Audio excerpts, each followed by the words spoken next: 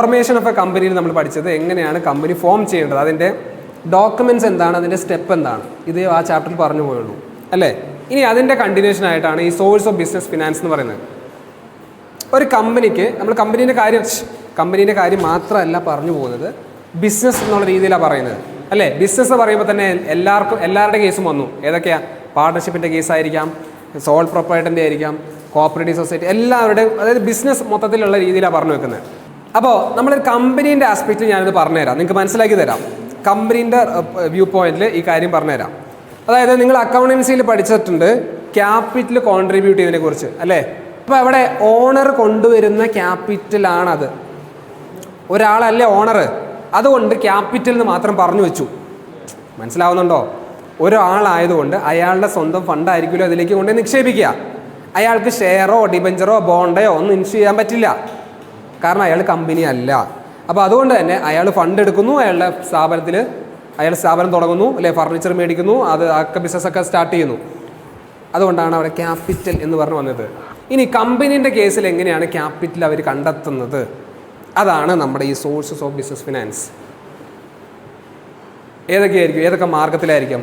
Equity share, preference share, അതായത് share, debenture issue ചെയ്യാം, bond issue ചെയ്യാം. ആദ്യം ഗവൺമെൻറ്റിന് മാത്രമേ ബോണ്ട് ഇഷ്യൂ ചെയ്യാനുള്ള റൈറ്റ് ഉണ്ടായിരുന്നുള്ളൂ, ഇപ്പോൾ അത് പ്രൈവറ്റിനും പറ്റും. പിന്നെ റീറ്റെയിൻഡ് ഏണിങ്സ്, അതായത് പ്രോഫിറ്റിൻ്റെ ഓരോ കൊല്ലം നമ്മൾ പ്രോഫിറ്റിൻ്റെ ഭാഗം തന്നെ മാറ്റി മാറ്റി വെക്കുകയാണ്, റിസർവ് ചെയ്ത് വെക്കുക. മനസ്സിലായോ? റിസർവ് ചെയ്ത് വെച്ച് അത് വലിയൊരു എമൗണ്ട് ആവും. ഓരോ കൊല്ലം കഴിയുമ്പോൾ എമൗണ്ട് കൂടി വരികയല്ലേ. ഫ്ലോയിങ് ബാക്ക് ഓഫ് പ്രോഫിറ്റിൻ്റെ ഭാഗം ഇങ്ങനെ മാറ്റി വെക്കുക ഓരോ കൊല്ലവും. അപ്പോൾ അത് കുറേ ഒരു 10 കൊല്ലോ 20 കൊല്ലോ ഒക്കെ കഴിയുമ്പോൾ വലിയൊരു എമൗണ്ട് ആയിട്ട് മാറിയിട്ടുണ്ടാവും. അത് നമുക്ക് എന്ത് ചെയ്യാം? ബിസിനസ് എക്സ്പാൻഡ് ചെയ്യാനൊക്കെ ഉപയോഗിച്ചുകൂടെ? ഇവിടെ ഒരു കമ്പനിക്ക് സ്റ്റാർട്ട് ചെയ്യാൻ ഈ കുറേ സോഴ്സിൽ നിന്ന് ഫണ്ട് കണ്ടെത്താം. അതിൻ്റെ മിക്സ് എടുക്കാം, മിക്സറല്ല മിക്സ്. അതായത് ചില കമ്പനിക്ക് ഇക്വിറ്റി ഷെയർ മാത്രം ഇഷ്യൂ ചെയ്യാം, ചില കമ്പനിക്ക് ഇക്വിറ്റി ഷെയറും പ്രിഫറൻസ് ഷെയറും ഇഷ്യൂ ചെയ്യാം, ചില കമ്പനിക്ക് ഇക്വിറ്റി ഷെയറും പ്രിഫറൻസ് ഷെയറും ബോണ്ട് ഇഷ്യൂ ചെയ്യാം, അല്ലെങ്കിൽ ഡിബഞ്ചർ ഇഷ്യൂ ചെയ്യാം, റീറ്റെയിൻ ഏണിങ്സ്, ബാങ്ക് ലോൺ, ഇങ്ങനെയൊക്കെ എടുത്ത് തുടങ്ങാം. അപ്പോൾ ഇതിനെയാണ് നമ്മൾ ക്യാപിറ്റൽ മിക്സ് എന്നാണ് ഇതിനെ പറയുക. അതായത് ഈ സോഴ്സ് ഓഫ് ഫണ്ടിനെ അതിൻ്റെ ക്ലാസിഫിക്കേഷൻ 3 തരംതിരിക്കുന്നുണ്ട്. ഏതൊക്കെയാ? On the basis of period, കണ്ടോ? On the basis of period, on the basis of ownership and on the base of source of generation. On the base of പീരീഡിൽ അതിൻ്റെ കാലാവധിയാണ് പറയുന്നത്. എത്ര കൊല്ലത്തേക്ക് നമുക്ക് ഫണ്ട് വേണം? കുറച്ച് കൊല്ലം മതിയോ? കുറച്ച് സമയത്തേക്ക് മതിയോ? Short time, medium time, long time. 1 കൊല്ലത്തിനുള്ളിൽ വരുന്ന ഫണ്ടിനെയാണ് ഷോർട്ട് ടൈം എന്ന് പറയുന്നത്.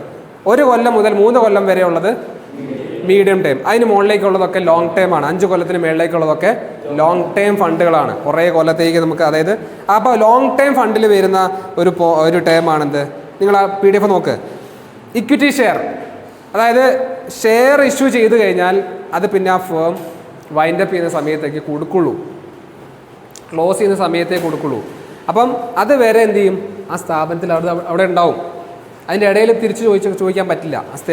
ആ ഫേം വൈൻഡപ്പ് ചെയ്യുന്ന സമയത്ത് മാത്രമേ ഇത് തിരിച്ചു കൊടുക്കുള്ളൂ. ഈ ഇട്ട മുതൽ മുടക്ക് തിരിച്ചു കൊടുക്കുള്ളൂ. അപ്പോൾ ഇക്വിറ്റി ക്യാപിറ്റൽ കണ്ടോ, റീറ്റെയിൻഡ് ഏണിങ്സ് കണ്ടോ, അതേപോലെ തന്നെ പ്രിഫറൻസ് ഷെയർ കണ്ടോ, ഡിബഞ്ചർ ലോങ് ടൈം ആണ്. Then loan from financial institution, loan from bank, ഇതെല്ലാം ലോങ് ടൈം ആണ്. ഇനി മീഡിയം ടൈമിലും ബാങ്കിൽ നിന്നുള്ള ലോൺ വരുന്നുണ്ട്. സെയിം കാര്യം രണ്ട് ഭാഗത്തും വന്നിട്ടുണ്ട്. ദെൻ പബ്ലിക് ഡെപ്പോസിറ്റ് ഒരു ടൈം നിങ്ങൾക്ക് പഠിക്കാനുണ്ട്. Then loan from financial institution again വന്നിട്ടുണ്ട്. ലീസ് ഫിനാൻസിങ് ചോദ്യം വരും. ഇനി ഷോർട്ട് ടൈം ഫണ്ട് എന്ന് പറയുന്നത് trade credit, factoring, bank, commercial paper, ഇത്രയും കാര്യങ്ങളാണ് ഷോർട്ട് ടൈമിൽ വരുന്നത്. അപ്പോൾ ഇത് ക്ലാസിഫൈ ചെയ്യാൻ നിങ്ങൾ അറിഞ്ഞിരിക്കണം. Long time, short time, medium time. ഇനി ഓണേഴ്സ് ഫണ്ട്, ബോറോഡ് ഫണ്ട് ഏതൊക്കെയാണെന്നുള്ളതാണ്. ഓണേഴ്സ് ഫണ്ടും ബോറോഡ് ഫണ്ടും. ഓണേഴ്സ് ഫണ്ട് 2 ഉള്ളൂ, പഠിച്ചു വെച്ചോളൂ കേട്ടോ. ചോദ്യം വരെ ഓണേഴ്സ് ഫണ്ട് ഏതൊക്കെയാണ്? ഇക്വിറ്റി ക്യാപിറ്റലും റീറ്റെയിൻ ഏണിങ്സും മാത്രമേ ഓണേഴ്സ് ഫണ്ട് ഉള്ളൂ. ദെൻ ബോറോഡ് ഫണ്ട് ഏതൊക്കെയാ? ഡിബഞ്ചർ ബോറോഡാണ്, ബോണ്ട് ബോറോഡാണ്. Then loan from bank borrowed, കടമെടുക്കുന്ന സോഴ്സ് ഏതാണെന്ന് ചോദിച്ചിരിക്കുന്നത്. Then public deposit, lease financing, commercial paper, ഇതെല്ലാം ബോറോഡ് ഫണ്ടാണ്. മനസ്സിലായോ? ഇതൊക്കെ എഴുതാൻ പറ്റുമോ? ഇനി സോഴ്സ് ഓഫ് ജനറേഷൻ 2 രീതിയിലാണ്. ഇൻറ്റേർണൽ സോഴ്സ് ഉണ്ട്, എക്സ്റ്റേണൽ സോഴ്സ് ഉണ്ട്.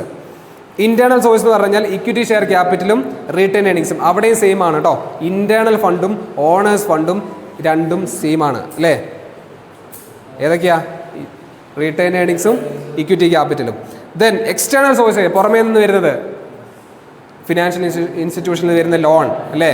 Preference share. ഈ പ്രിഫറൻസ് ഷെയർ എക്സ്റ്റേണൽ സോഴ്സ് ആണ് കേട്ടോ.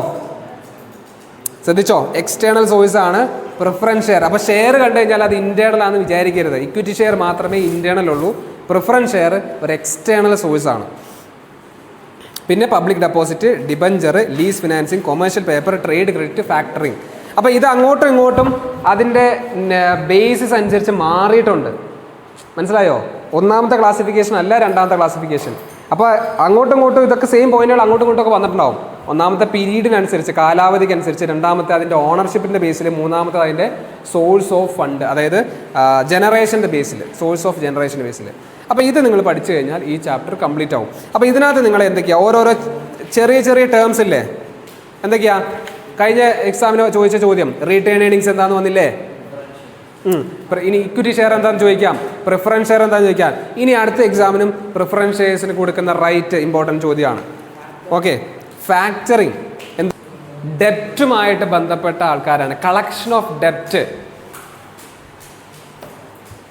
അങ്ങനെയുള്ള ആൾക്കാർ, അങ്ങനെയുള്ള ഏജൻസിനാണ് അല്ലെങ്കിൽ ഇൻസ്റ്റിറ്റ്യൂഷൻസിനെയാണ് ഈ ഫാക്ടറി. അല്ലാതെ ഫാക്ടറി അല്ല അത്, ഫാക്ടറിങ്. ആ ടേം എന്താ?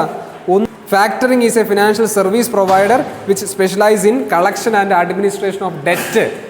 നമുക്ക് പൈസ കൂടി തരാനുള്ളവരുണ്ടല്ലോ, ഡെറ്റ് ഫണ്ട്. അപ്പോൾ അത് കൈകാര്യം ചെയ്യാനുള്ള കളക്ഷൻ ആൻഡ് അഡ്മിനിസ്ട്രേഷൻ ഓഫ് ഡെപ്റ്റ്. ഫണ്ട്, ഡെപ്റ്റ് നമ്മൾ കളക്ട് ചെയ്യുന്നതും, ആര് പൈസ തരാനുള്ള വ്യക്തികളുണ്ടാവും അവരുടെ അടുത്ത് പോയിട്ട് കളക്ട് ചെയ്യുന്നതും, അതിൻ്റെ അഡ്മിനിസ്ട്രേഷനും, അതിൻ്റെ ഫിനാൻസ് നോക്കി നടത്തുക, ഫണ്ട് നോക്കി നടത്തുന്ന ആൾക്കാരെ നമ്മൾ വേറെ നിയോഗിക്കുക.